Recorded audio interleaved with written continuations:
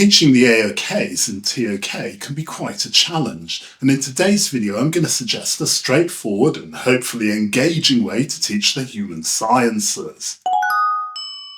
Welcome to TOK Today, I'm Daniel, and today I'm going to look at a way to teach human sciences in TOK.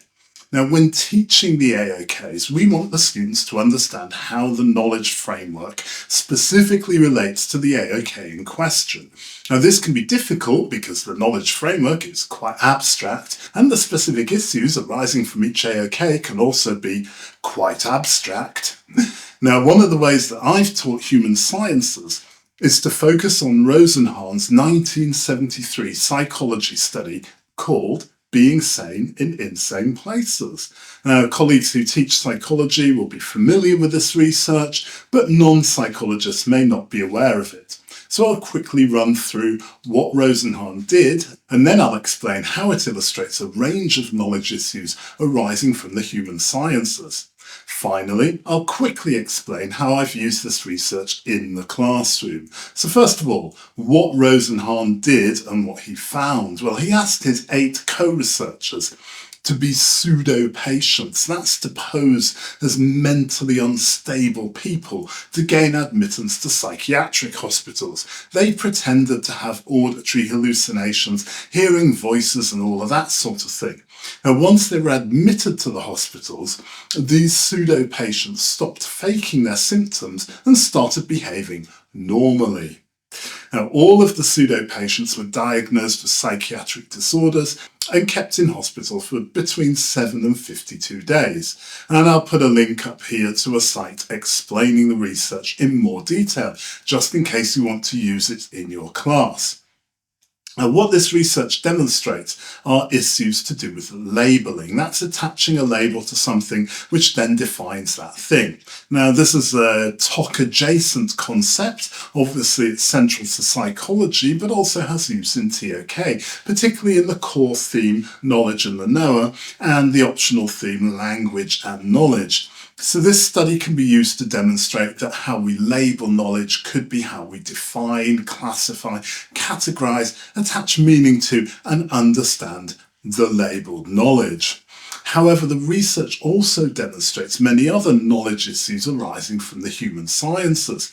The first and most obvious issue is the ethics of research. We've got deception, lack of informed consent, and potential danger of both participants and researchers. However, we could ask students whether the ethical violations are worth the high concept validity of the research.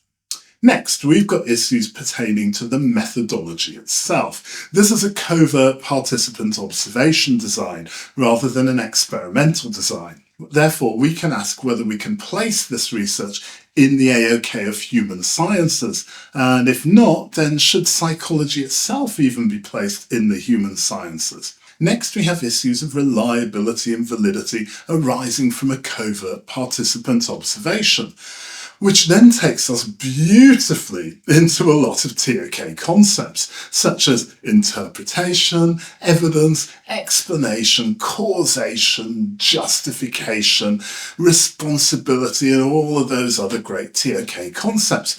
And then we come to the big issue of the human sciences, the thing that maybe sets it aside from the natural sciences, and that is the range of problems arising from humans trying to establish valid and reliable knowledge about other humans. I mean, the problem is that the research tool and the research object is the same, and the research subject is the same, and that both and all are consciously aware, modifiably reactive beings.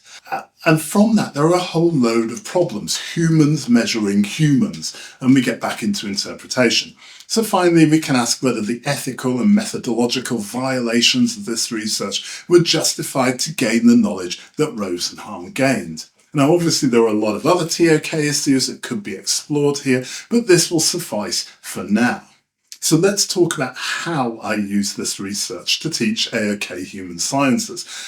Now, my aim is to make TOK active, by which I mean students are physically active, kinesthetic learning. They're engaging physically, and if it's all possible, they're having fun whilst they're doing it. So my starting point when I use Rosenhan's research as a teaching tool is to collude with someone in the class before the lesson starts to get them to act unconventionally at the beginning of the lesson. This could be standing up and shouting, or questioning the teacher, or trying to take over the lesson, something like that. How you do this will vary depending on your group size, your group dynamics, and the emotional maturity of your students. Typically, if I have a couple of classes that I've gathered together, maybe 60 or more students, then I'll get 3 or 4 of the students to cause some sort of disturbance at the beginning of the lesson. Now, if it's a smaller group of students, I might ask another teacher or a student who's not a member of the class to come into the class and act unconventionally at the beginning. So after this unconventional behaviour, I will then ask the students in the class to fill in an anonymous online questionnaire about the person or the group, and ask them about their behaviour and their personality and all of that sort of thing. Now, the results of the questionnaire may or may not bear out Rosenhan's findings. It's not really that important. It's more of an engagement, maybe a provocation into the learning itself. So after doing the questionnaire and looking at the results and discussing the results a bit, I'll then ask students to research and put together a jigsaw display on Rosenhan's research, sort of group work looking at different parts of the research, displaying it. We can then look at the knowledge issues arising from the research, and this can be done in a number of different ways. For example, we could hold an ethics committee hearing in which some students have to argue for the research and others have to identify the ethical problems arising from the research, and then the committee has to make a ruling and they have to justify their ruling. Or we could look at alternative methods to research the problems of labelling and diagnosis, and then we could evaluate the alternative methods against Rosenhan's methods. One year I had a cohort who had some really great drama students in it.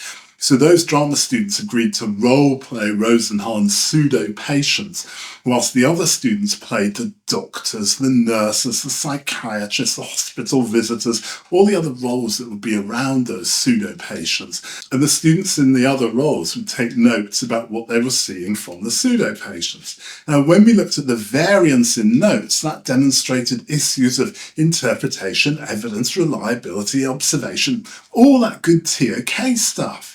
Finally, and most importantly, I give the students a structured reflection to complete after the lesson in order to consolidate their learning under the headings of the key knowledge issues arising from the human sciences.